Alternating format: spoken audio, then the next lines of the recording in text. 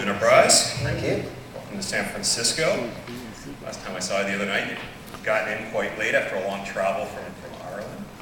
So why don't you share with us what your organization is all about? And I know you're traveling here with a really large delegation, some interesting partners. So I'd love for you to share your story. Well, Ireland Gateway to Europe is an initiative of service providers from Ireland who are experts in helping businesses establish their operations and execute their plans in Ireland. And we're coming for our third year to the US, and what we're trying to do is bring awareness about why Ireland. We're trying to bring some information so people understand what they can do and how to do it. And then lastly, by coming with 25 businesses, we're hopefully bringing the connections so people can establish their relationships and take the business from here. Well, thanks for coming to Demo and supporting us here. What type of companies would you be interested in meeting with that you've seen here at Demo? Not specifically the companies, but the types of categories.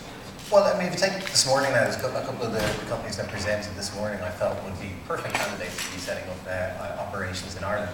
Really, the companies that it suits are companies that are looking to internationalise. And that internationalisation might happen because it's part of their strategy. It might be because they're trying to grow the bottom line, and this is the best way to access another 500 million customers.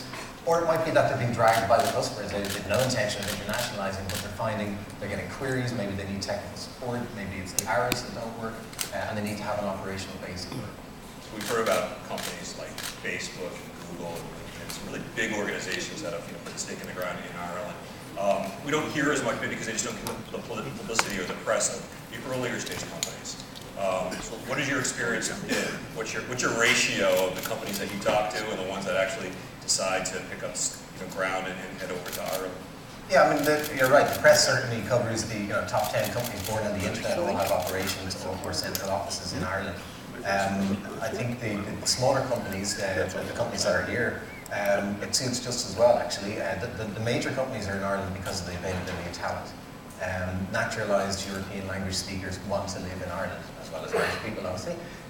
So it's really useful there that big companies can come and they can scale. And I think that's what suits the smaller companies as well. There's a real clustering effect, particularly in Dublin City at the moment, where a lot of the businesses are located in and around the same area.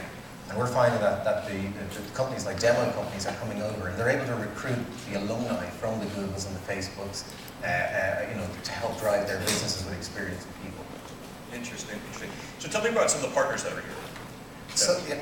That are part of this kind of network effect. Okay, so my firm is a firm of chartered accountants, and there's 3 accountancy firms on the trip. We have 2 law firms, one of which specialises in intellectual property. We have a couple of the major banks in Ireland are here. As you all know, doing business in any part of the world means you need bank accounts, so the banks are here.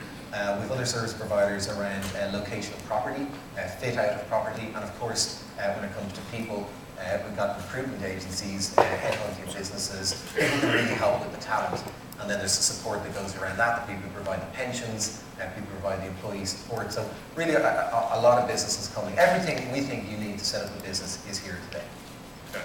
And so how does it work? So what would the kind of a case study be? You meet a company here, and what would the process be to get involved and go with you over there? Well, it depends really. I mean, sometimes we see the first contacts are from a CTO. So somebody's having an issue with data. How do they keep data inside the European Union? They need to have a base in Ireland. So the first call might be based around that. How can I have a data center? How can I keep my data in Europe? It could be a CMO who's looking to grow the business, and how would that work, and how could they set up, and where would they get the reach? And then sometimes, particularly for myself, it would be a CFO. There's somebody who maybe they've heard about the fiscal arrangements and they want to tax structure the deal. That might be the first conversation. But I think what we're trying to offer here in being here today is that the information is on a no obligations basis, totally confidential, and the process really is conference calls or meetings just to discuss what are you trying to achieve and how can we all help you make it happen. I don't know why anyone wouldn't want to go spend some time in Ireland. I don't know either. I genuinely don't know why you wouldn't want to go. Well, you're a lucky guy because you can spend time in both wonderful places here in the city and of course in Ireland as well. So you're going to be hosting us at a cocktail reception this afternoon. That's right. If anyone wants to spend more time with Frank and really learn more about the wonderful virtues of doing business in Ireland, they can meet with you walking around the event. Absolutely. Yeah, we came yesterday on the first Aer Lingus flight. So Aer Lingus started a direct flight from Dublin to San Francisco. We were on that, and it's now 5 days a week. You can fly direct to Dublin, do your immigration in Dublin on the way back. So no excuse for you not to be there. Any big announcements today? free travel. We'll contact the SVP from Aer Lingus Marketing and see what we can do. That sounds good. Greg, thank you for joining us. Thank you for supporting Demo. Pleasure. And to one of our great sponsors.